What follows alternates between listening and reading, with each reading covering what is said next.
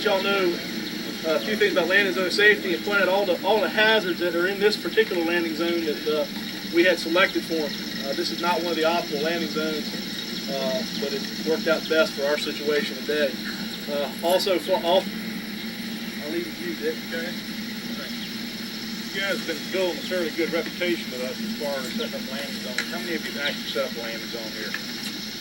Okay, sure enough. All I see is good remarks on, particularly all the scenes we've worked out in this area on our debriefing sheets about Chesapeake. Doing a pretty good job as far as safety is concerned and setting up landing zones. I know you guys want to go inside where it's cool and do this here, but this is such a good example. I can't pass it up. What's wrong with this landing zone? Anybody know? Wires, you got a water hazard there.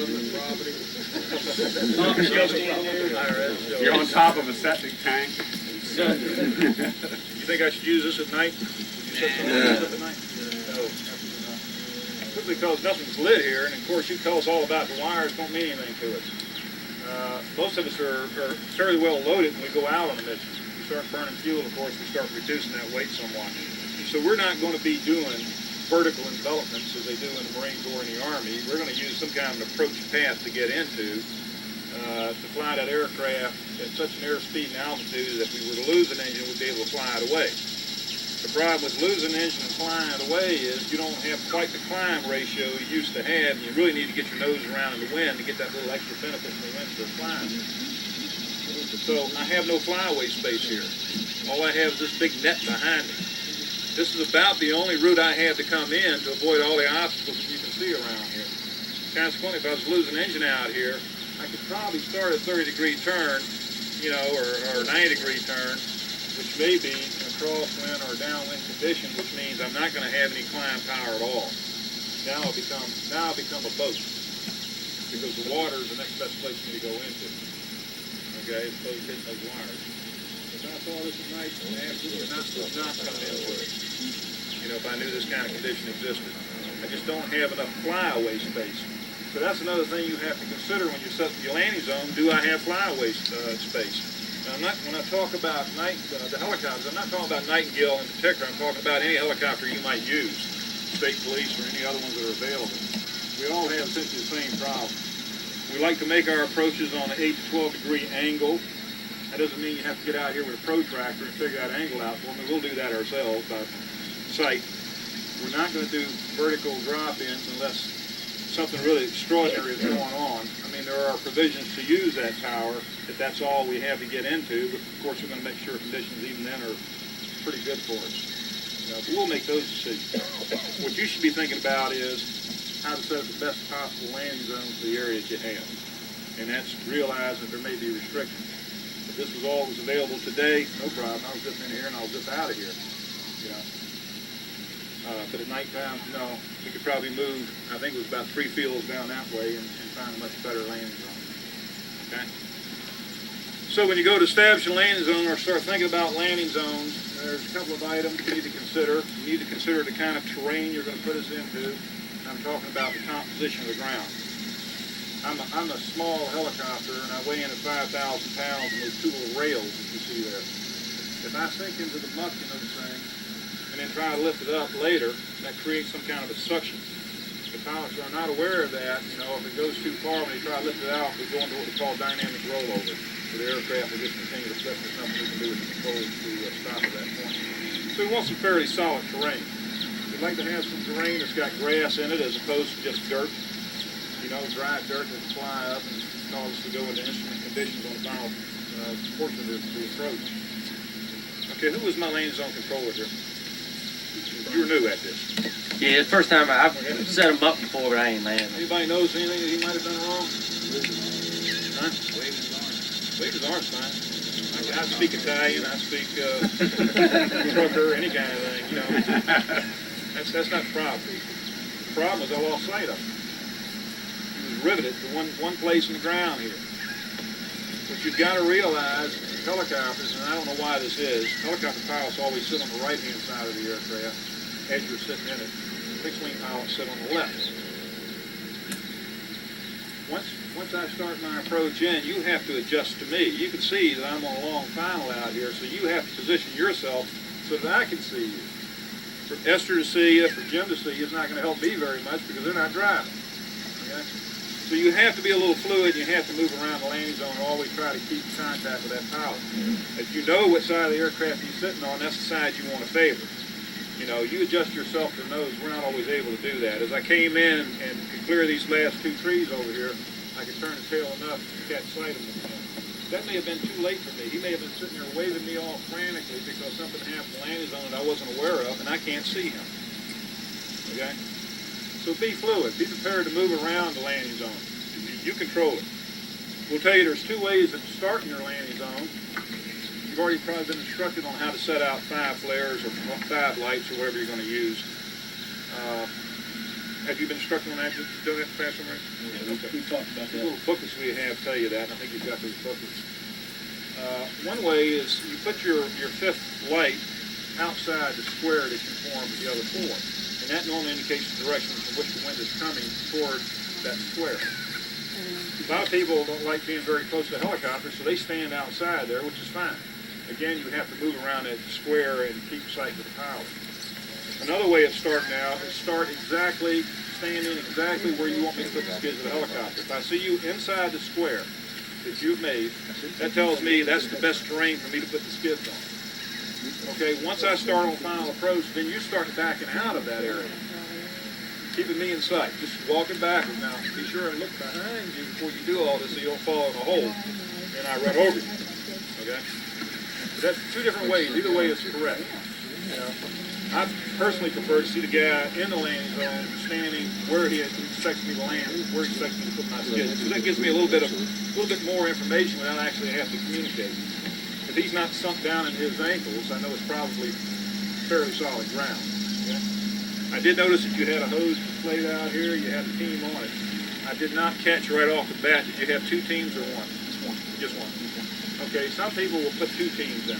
They'll put out the T and 2 hoses. With one very close to the helicopter, assuming that something might go wrong with the helicopter. If that team is taken out with blades flying around and things like that, you've got the secondary team to come in and take care of the primary team and the helicopter. Okay? That really is dependent on how much equipment you have and how much time you have to display it and whether or not you want to do it. It's not a requirement. It's a good idea. I see that all the time in York County because that's the way they set things up. You know, when it becomes a protocol, they won't change from it. It's not a bad idea. It's a real good idea to have a hose out. Particularly when you have a dusty landing zone. You know, at the last minute, you can start spraying if that's what it takes. If water is what you're putting out, and I assume that your water pumpers are the most available units that you have, as you say in Britain, appliances that you have available to you. If you've got a charged hose and you start to see dust rising, the pilot's not going to be upset if you start spraying water up underneath it, as long as you don't knock him out with it, you know, to kind of try to keep that dust down. That's fine. Or lay the water before the aircraft lands if you have any question at all about things. And I'm not talking about 5 million gallons of water, just enough to tamp it down and keep things from flying around, okay? The other thing you need to do is make a very quick inspection of your landing zone, see if there's anything that's going to fly. I'm going to deliver a minimum of 60 knots of wind to you, okay, as a small helicopter. A large helicopter is going to bring you up to 100 knots of wind, and I think that's level 2 something hurricane or something like that. Anything that will fly, can fly, will fly. A sheet of plywood has enough surface on it to fly. That's going to take off and go through blades and things like that. Look for those large objects that might be laying around and might be a hazard. Either weight them down or mark them or do something with them. You don't have to pick up the cigarette butts. That's not required. You know, it doesn't have to be that least. But any large object, tarps, canvases, roofing shingles, those sorts of things will all fly. Try to get those away from your landing zone.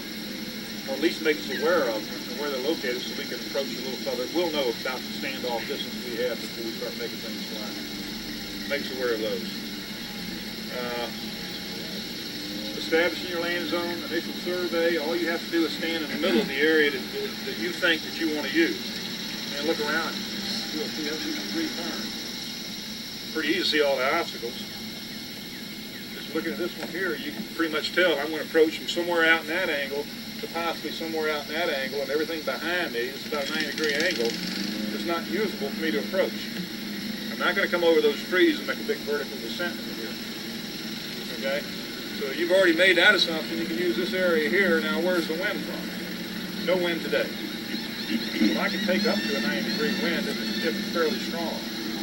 You know, if it's not a real strong wind, I might elect to land down. It depends on the conditions. But I'll make that decision when I come. And I'll let you convey that to you. Okay? This is about the area you can anticipate. You start orienting things toward this direction here to land. And if you're standing over there and knowing this is all you have, and I'm coming in with the wind blowing in your face, you can certainly tell me that I've got a tailwind condition, you know, or the direction of the wind. Okay, what else we got here? Everybody knows no smoking within 50 feet of a helicopter, requiring fuel tank. I don't think I've ever seen that happen. You know not to approach the aircraft once we land. We usually put out a safety message. You may be very familiar with that. You may have a brand new state trooper that's assisting you who feels like he's got an earth-shattering message to give me. You may have to control him. You know? So when you establish your landing zone, think about secondary security. Okay, who's behind you, who's around you, who looks a little deranged, where are the kids with their bicycles, you know, anybody's going to be fascinated. Once you get me down, you don't need to stare at me anymore. I'm already on the ground. You know? Start looking around you and see what's happening, because we can't communicate things when we have a lot of noise in the landing zone.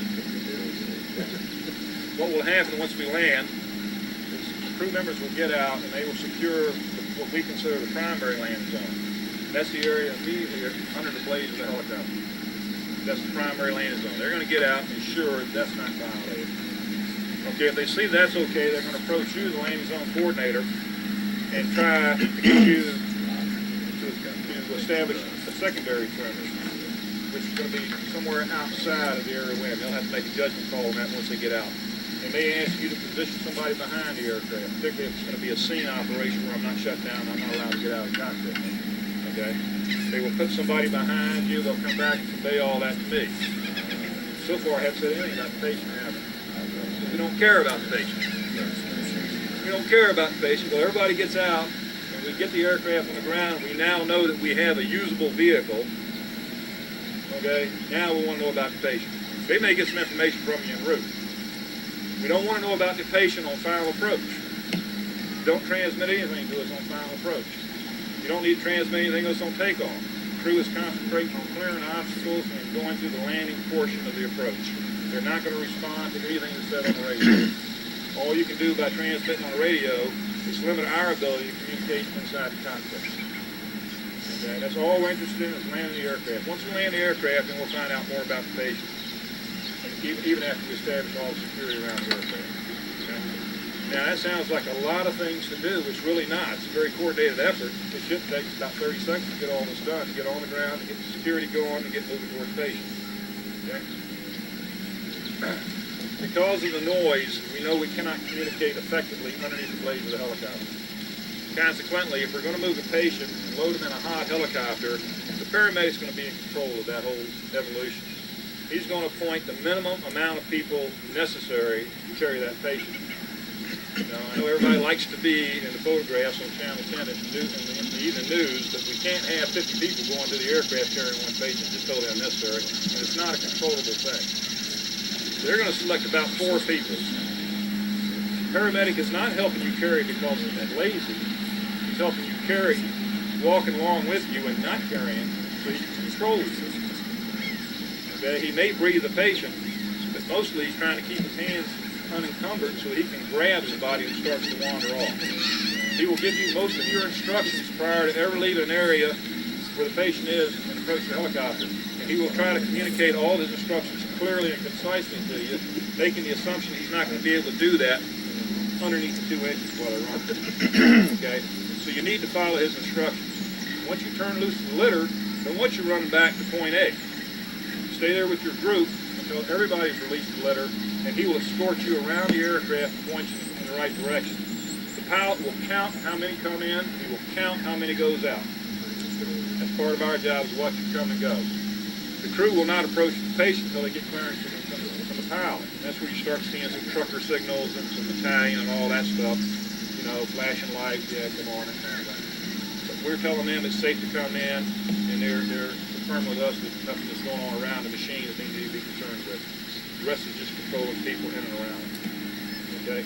Once we clear you out of it, we'll be on our way. Landing zone controller, person who's working right within the landing zone should have full protection on. Okay? Particularly eye protection.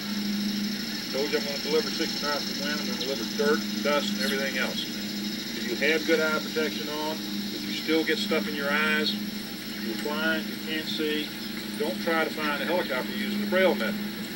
Okay? All you need to do is cover your eyes and squat down. Alright? We'll get somebody to take care of you. We're not going to take care of you. We're going to pat you on the back and say, nice job. We didn't come to get you. We came for a patient. Okay? We may lead you away from the landing zone. Somebody else get the solutions out and clean your eyes. Okay? Landing zone safely is simply a matter of using common sense. Use common sense. If there's something you don't think you should do, don't do it. We've got radios. We can discuss it. We've got plenty of time to work things out. I'm not a danger to you as far as my tail road is concerned because it's 11 feet up. Bell 206s, other helicopters are. So we always protect that area back there. We don't want anybody wandering around.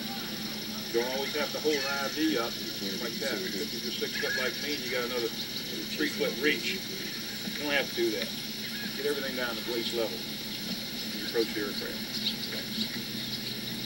Do I have any questions right now? I know I'm skipping around here so much. Do you prefer, like when you're approaching the landing zone, you prefer compass directions? Like I heard him saying north and west. Yeah, that's fine. That's fine. Generally, the pilots know where they're going, where they're coming from.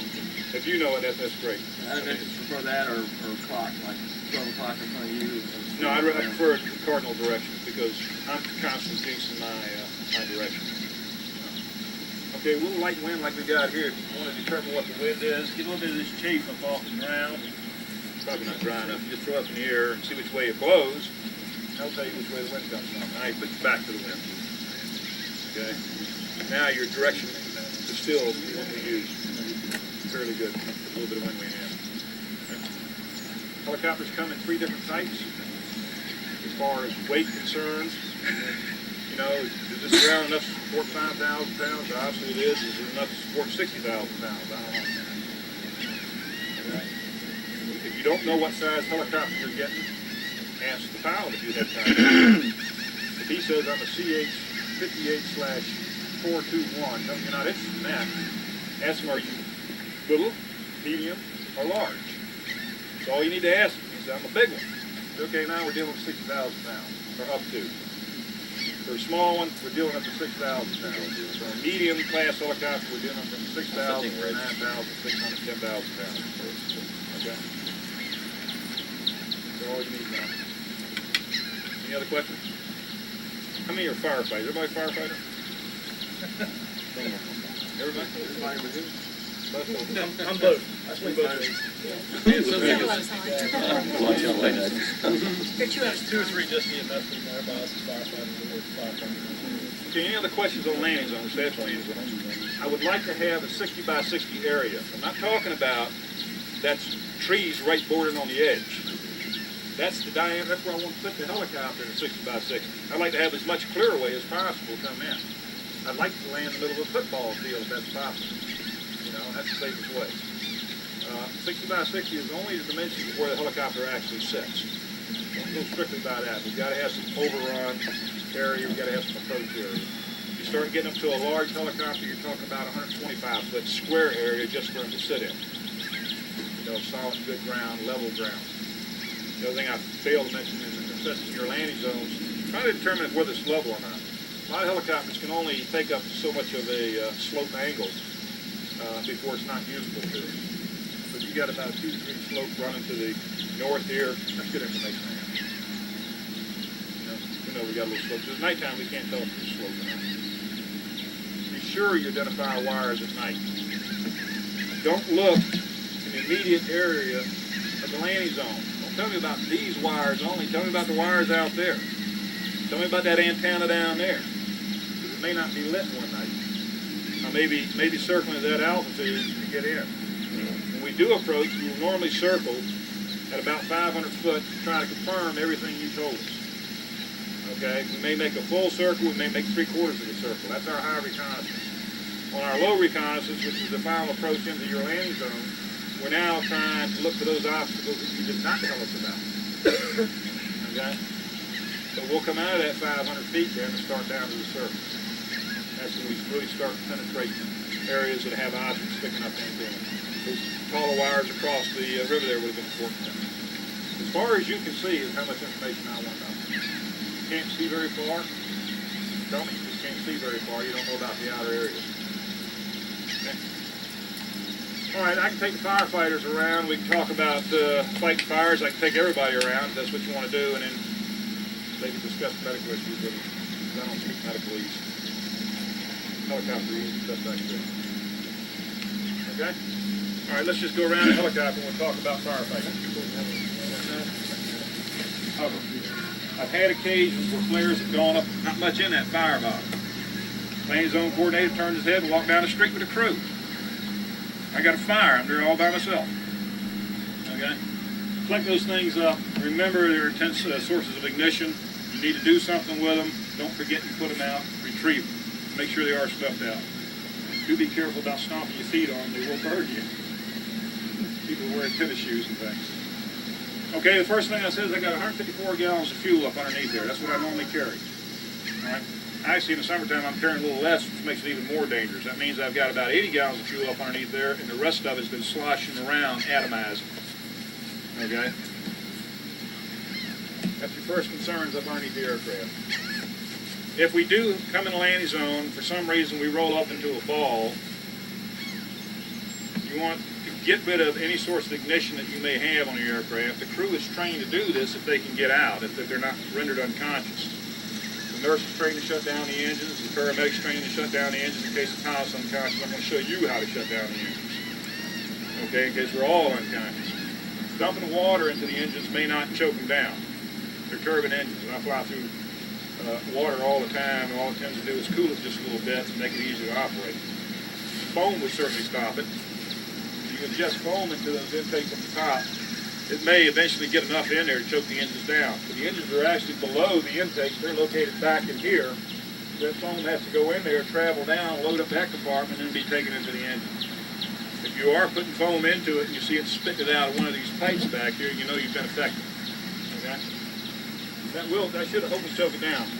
If you're not able to do that, you put a man anywhere near the aircraft to shut it down and keep water on them until he gets away from it. We are not interested in saving the aircraft. Once it rolls over, it's done.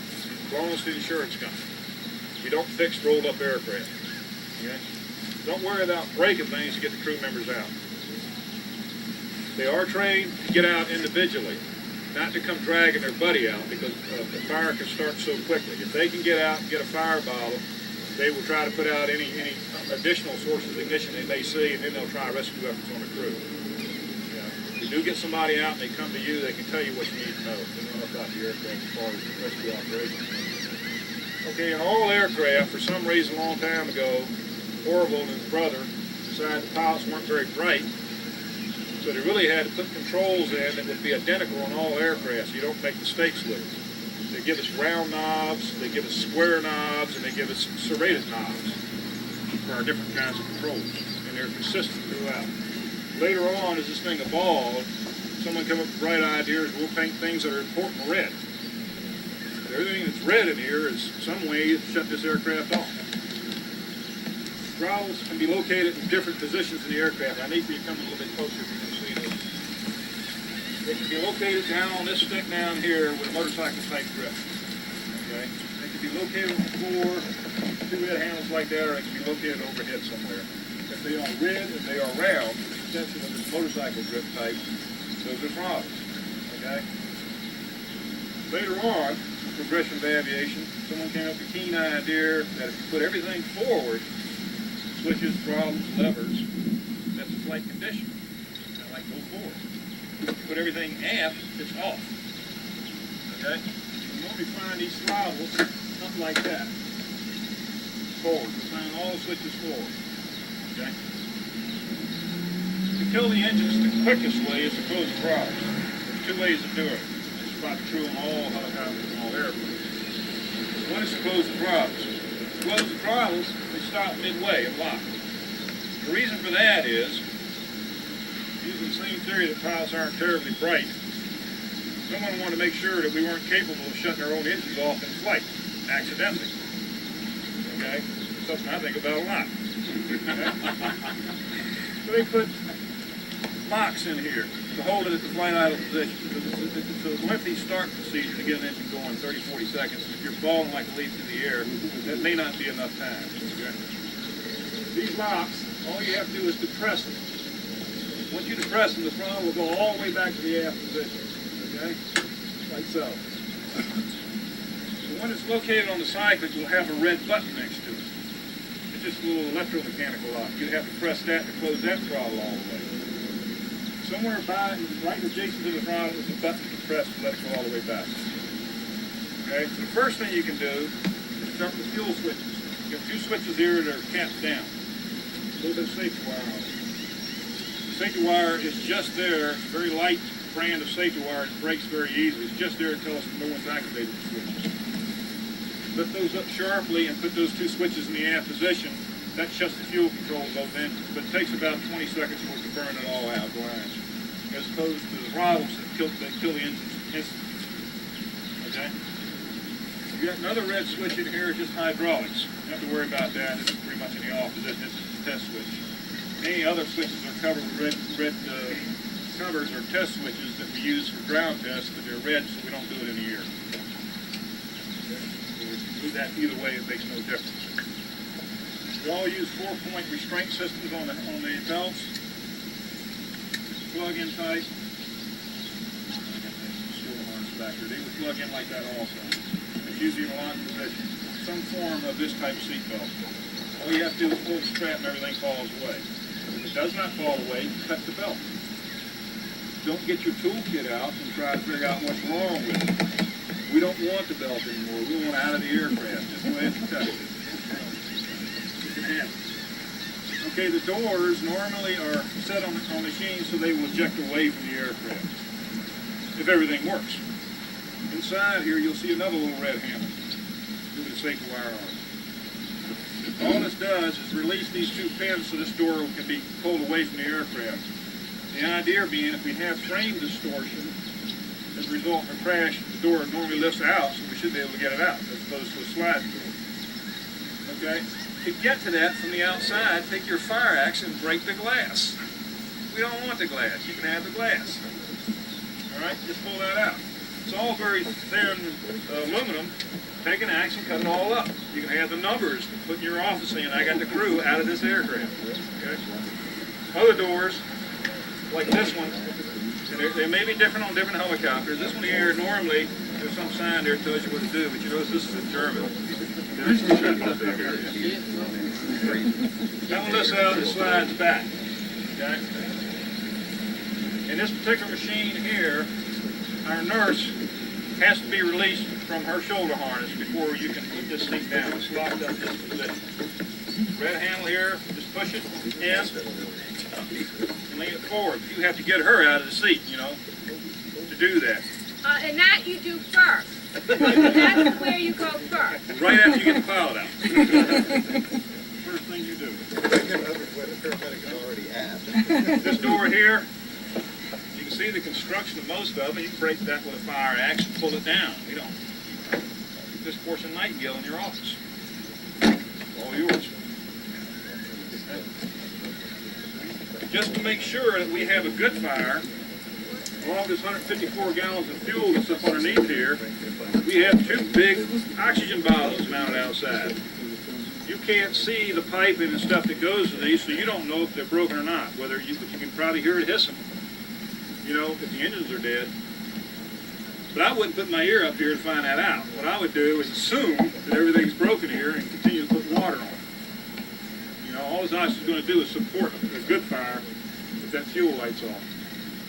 I don't have crash-worthy systems on this aircraft. Most civilian aircraft do not have crash-worthy systems, simply because they're too expensive, and we don't have the additional power in the engines like the military has to lift the additional weight that it takes to put those systems in.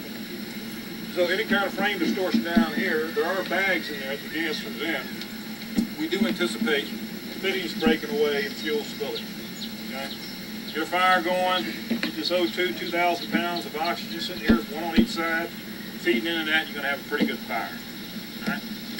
I've got negligible amounts of oil in the oil tanks in here, probably about 4 gallons total.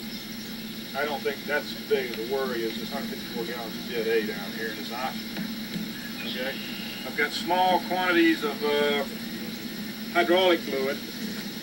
I don't know what the flash point. Who knows flash point hydraulic fluid? Okay. Small amounts of hydraulic fluid on the other side, but that's probably in the pint capacity. You know, that's nothing to worry about. I've got a couple of gearboxes up here that have very small quantities of oil in it. Right here, I've got a battery, a NiCad battery. I don't know which German invented these little push-button locks here, but when I find him, I'm going to kill his entire family. You can never get these open. I'm supposed to be able to just pop them and they come out. Okay, so I'm not going to be able to show you the battery, but you've seen these batteries with the screw in. You can't get them out to start with, and you really need to get to that battery. Take your axe to it. We can have thermal runaways in this battery. The first indication is fluid coming out of these drains. You know, you might see a Bell 206 with the batteries located in the front, but you'll still see these little drains coming out of it. You see clear fluid coming out of there, it's an indication you got a thermal runaway with it. Okay, the best thing to do is get away from it. It will explode. NiCad batteries, pretty good sized battery. Everything else is made out of plastic. We have no magnesium in modern day aircraft. Those old military aircraft had a lot of magnesium in them. So you're not going to get that source of fire. Most of this is space-age plastics and aluminum. I don't know what kind of toxic chemicals give off when the space-age plastics start to burn. Don't have a clue. Don't even know where to find the information. Make the assumption. Yeah, make the assumption. You see black, oily smoke coming off burning plastic that it probably isn't very good for you. You know, so if you've got the breathing apparatus, I'd recommend you wear it. All right, don't spend a lot of effort on that helicopter. If you have any reservations about it at all, things are going to explode and whatnot, get away from it. Let it do it. Just get the crew out. All we're interested in is the crew. After the fire is beat down, sometimes later during the day, no one should be picking through the wreckage. I'm going to get my mechanic out here, and he's going to discharge these bottles.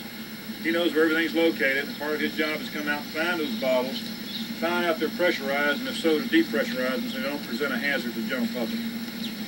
You as a liaison controller, you need to protect that wreckage until I get representatives of the company out here to take it over. I may have to hire a private guard or something like that to do that. But the next thing you're going to see is the National Transportation Safety Board coming out.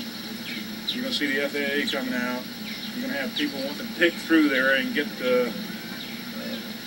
little pieces to take home. And all that's important to the actual investigation where it won't happen. So try to protect the wreckage until I can get some people out here to relieve it. Okay? Any other questions on firefighting?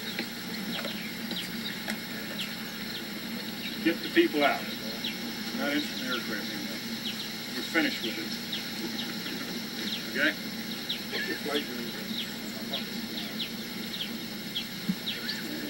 We can normally fly, I don't have to tell you in time because I can't tell you miles. It really depends on that. We've got about 2.5 hours total fuel. We have a long mission, we go 2.5 hours one way. We normally work within about a 60 nautical mile range. And that's pretty much our service area. We have been known to go to North Carolina and Washington and Charlottesville, places like that. That doesn't happen that often. We do get out of Outer Banks occasionally. They're out of service. 2.5 hours. At about 120 miles. Any other questions? Hour and 10 minutes.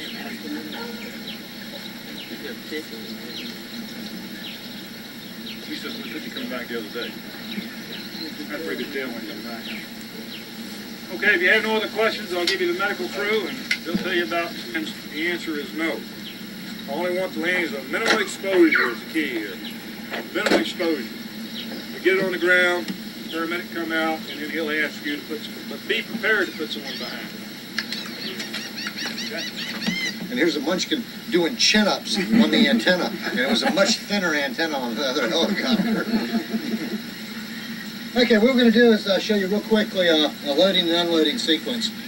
Like he was saying, we generally operate, we'll select 4 people to assist with the loading. We'll always give you a briefing prior to loading, regardless of the paramedic. I could be out here right now giving you this little lecture thing, leave, and come immediately back here 5 minutes later, and I would still give you the same little briefing prior to coming under the aircraft. You always want to approach the aircraft from the nose or from the side at no greater than a 90-degree angle. The purpose of that is so the pilot can see you, and it keeps you away from this hazardous area back here where the tail rotor is.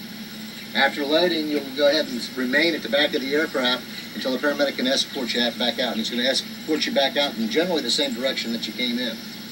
Now, there's a couple of variables to this that you can come up with. One is, say, you land on the interstate to where the tail of the aircraft is facing the accident scene. So you're going to have to come up beside the aircraft before you can come in. The tail's facing the accident scene. So what you would do then is go outside the rotor disc, go past the tail, up to about halfway or so up to where the pilot can see you. He gets eye contact, then go ahead and make a right turn or a left turn and come on into the aircraft, around to the back and load the patient. So we'll go ahead and get this out. Where's Esther? And do a couple of loads. Give it a hand.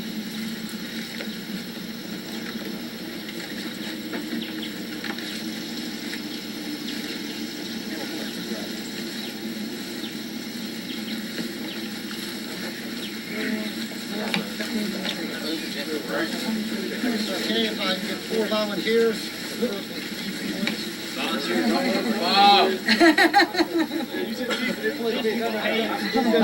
I don't count.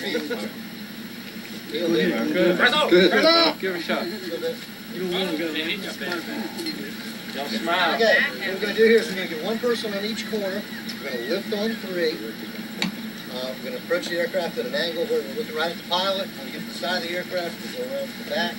We'll just slightly bend at the waist. If we have any problems going in whatsoever, we go to the ground. We'll get around to the back. There's a wheel. There's a wheel right here. There's a wheel. That wheel needs to go up on the rear deck. As soon as you get it up on the deck, just kind of step back and remain there. These 2 guys here are going to roll the structure the rest of the way in. You need to watch that you don't hit these nose on the upper part of the bulkhead. And you get the wheels up on the deck. And that's all there is to it. Right? On 3. 1, 2, 3. Now, as you're approaching the aircraft, if at any time you hear the siren go off, that's a signal for you to immediately stop the pilot signaling you that something's wrong. Just come on right around. You gotta watch the edge of these doors when you come by them. Right on around. Remember the wheels, Bobby? Remember the wheels, nose. Okay, and just kind of step back and just kind of do a little guide in and we'll slide right on in. And then I'm going to take all of you and go right out this way, same way we came in. So thank you very much. We'll see you later. I'm going to come back and I'm going to be at the back of the aircraft, pinning that structure and closing those doors. If I forgot something. Once I've got that structure, if I forgot something, I left them laying over here, or I've dropped a pair of scissors, or waiting my uniform falls off, or whatever. Wait until I come out from the back of the aircraft, get my attention, and I'll come over to you and get it. I'm real vulnerable for that minute or so I'm back there locking down that structure and closing those doors because I can't see from behind those doors, and people could be running all in here and doing jumping jacks under the desk, and I wouldn't see them unless the pilot hits the siren for me to come out. But it could happen. You could have a piece of equipment that you found that you want to return to me. It's not a problem. Just wait till I come out and get my attention, and I'll come out and get it. Again, standard basic helicopter operations. If you're going to be operating around a hot helicopter, the one with moving blades, baseball caps are out. If you're wearing anything, it should be a helmet, but preferably a visor or some sort of eye protection. The reason we don't wear baseball caps is they tend to get blown off, and they could ultimately end up in the conduction system and do some damage to the aircraft and the engines. Anybody have any questions? Want to try another load? Different current? Here, let me get one person to help me get it out.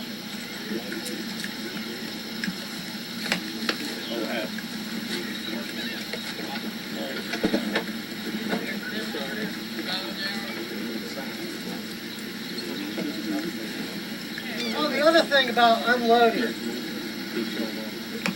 Yeah, I started in June. is it's awful tempting we're basically male chauvinist pigs in the fire service. And we have a real habit of wanting to help out. We see this nurse over here on the end of the stretcher struggling coming out from that aircraft. And the first thing we want to do is run over and give her a hand. Not a problem. You wait till she gets past the end of this blade, you can come over and give her all the hands you want. Do not come over to the back of the craft and give her a hand getting it out. Once she gets it past here, you're more than welcome to come over and give her a hand carrying it. You can give me a hand carrying it. I don't care. Makes it a little easier on me. All right, so let's get 4 more peoples. Go, John. Okay, again, you get the same briefing. We're going to lift on 3. Nice ball cap, just stick in the back of your hand. None of that shoot you, young. Okay, we're going to lift on 3. We're going to approach at an angle. If you have any problems going in, we go to the ground. Get around to the back. Approach an angle, go down the side, around to the back. Feel right here, there's a wheel. It needs to go up on the rear deck. Watch that you don't bump his nose on the upper bulkhead. And once you guys get started on the deck, I'm just going to step back to here. That way, guys, just roll it in. As soon as that, I'll let you go.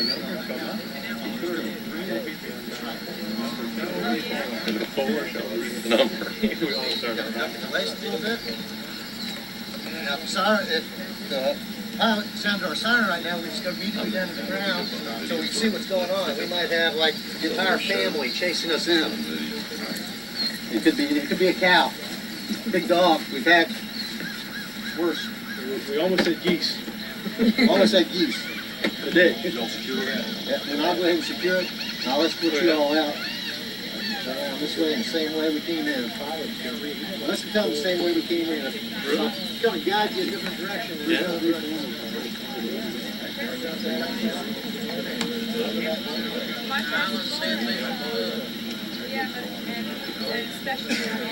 Big thing is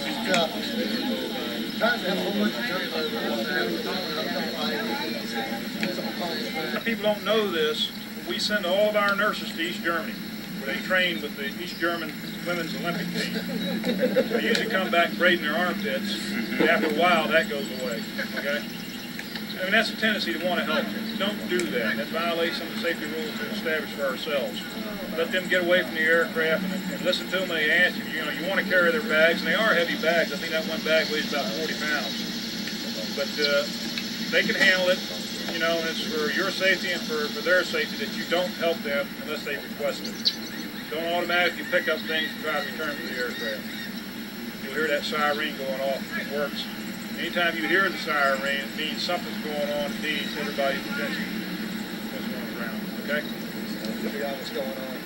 It could be something that you're doing. It could be something that you're not noticing. You might be just coming in with the stretcher and have the entire patient's family who just arrived on the scene following you in to help load their brother or sister. And so you need to look out for that. Yeah, I'll honk that siren just before I lift off so you can hear what it sounds like. I hope I honk it. I think it works. You got everything you done, Jim? Guys, I appreciate your attention. I appreciate you inviting us out here. You guys have been doing a great job out here so far. All I can say is keep it up. A lot of good comments on our sheets. Seashell, give me a surprise. Like nobody else want to ask. I know what makes you go. Yeah, what makes you go forward?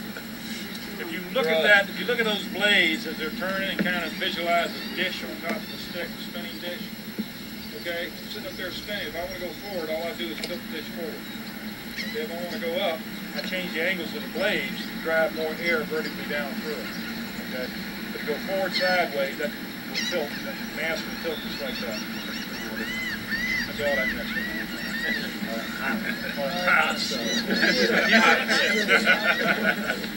Demonstration. The foot pedals only control the angle of pitch of the tail rotor, and that's just so. If I didn't have a tail rotor on it, with the rotor spinning in one direction, the main body would want to spin in the opposite. So the tail rotor prevents that by just changing the angle of pitch. Once I'm in Ford Cruise flight, I have very little use for the tail pedal, but I do, except to maintain the thrill. Yeah.